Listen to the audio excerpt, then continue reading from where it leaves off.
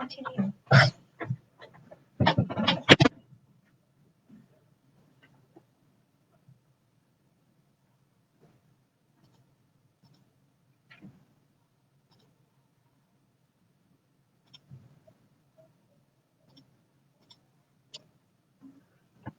right, good morning, everyone. Welcome to our virtual tabling. So in the spirit of American Heart Health Month, today we are going to talk about the other portion of our heart health. So last week we talked about high blood cholesterol, and so today we're going to talk about high blood pressure. And specifically, we're going to go over limiting salt intake to control our blood pressure. Salt plays a very important role in our blood pressure. If we intake too much salt, our blood pressure is going to raise.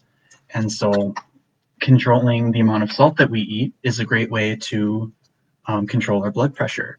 So without any further interruption, let's begin.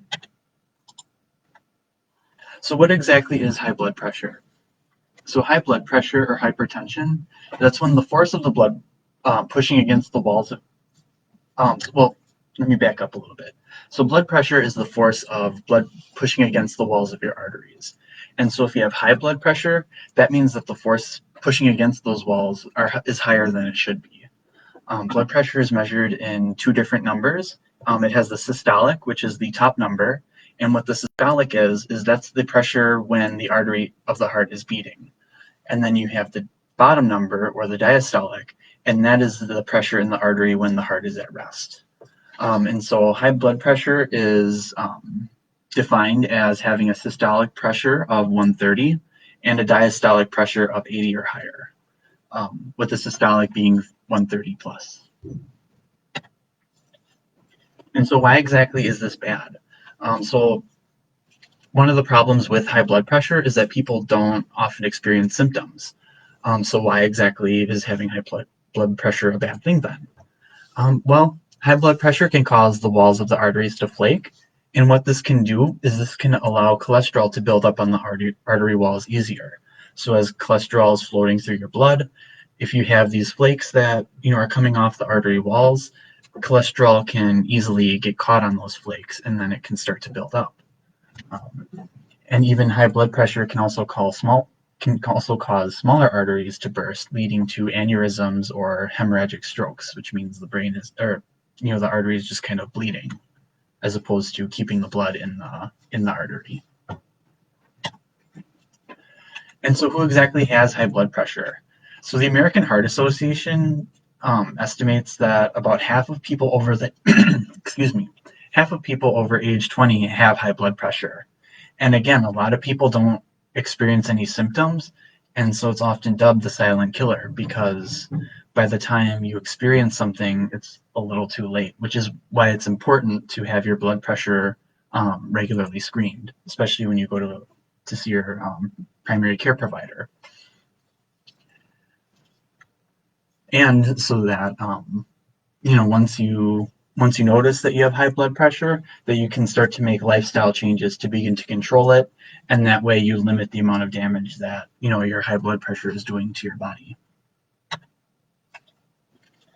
And so why exactly is salt bad for high blood pressure? So eating a lot of salt causes the electrolyte concentration in the blood to increase, so it becomes a little more condensed. And so your body doesn't like this, and so what it does is it'll add more water to the blood, so that way your blood doesn't have that high concentration of sodium in it.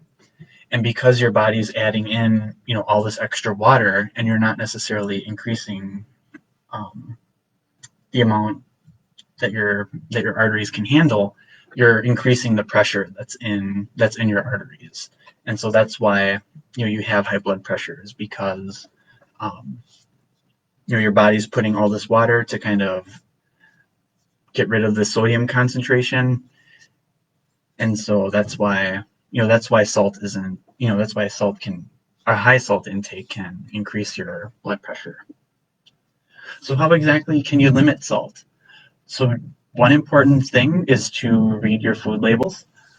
So in general, you want to limit your sodium intake to at most 2,300 milligrams of salt per day.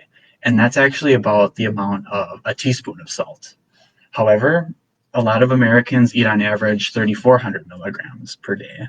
And so checking labels is actually a great way to make sure that you're staying within your limits.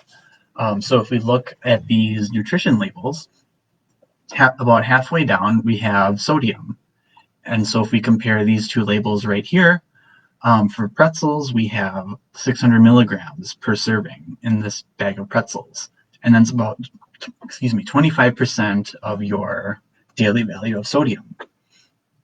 But if we move over to the potato chips here, if we look under the sodium, it actually has 120 milligrams, or 5% of your daily value of sodium.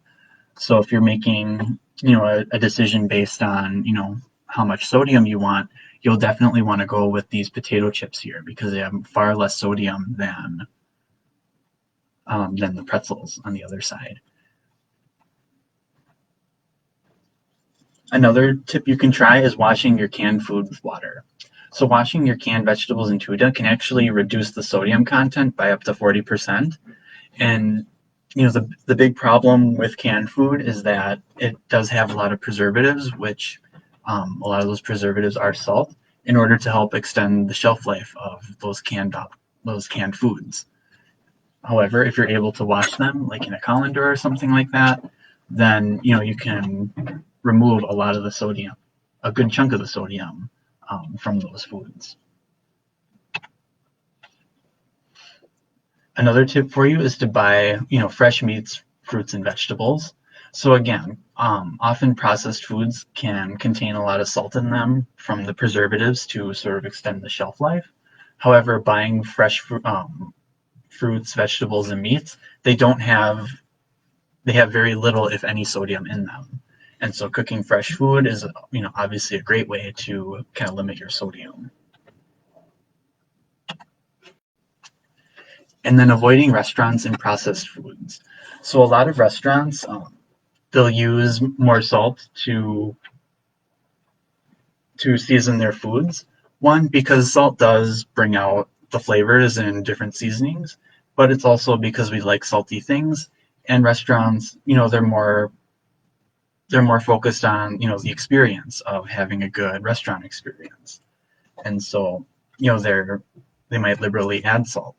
And so at least cutting back on these processed foods and eating at restaurants can help limit your sodium intake, because even as you can see here, only about 5% of our salt intake actually comes from adding it to the table. Only 14% actually is just naturally occurring in all of our foods, and another 6% just from home cooking.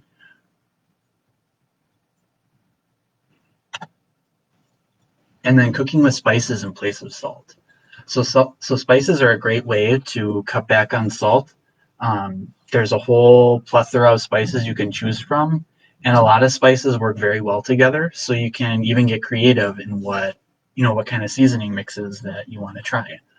So here's just a basic salt substitute recipe. You might have a good amount of these actually in your pantry, but you have some dried basil, thyme, some ground coriander, onion powder, some dried parsley, ground cumin, garlic powder, mustard, cayenne pepper, and a little bit of paprika.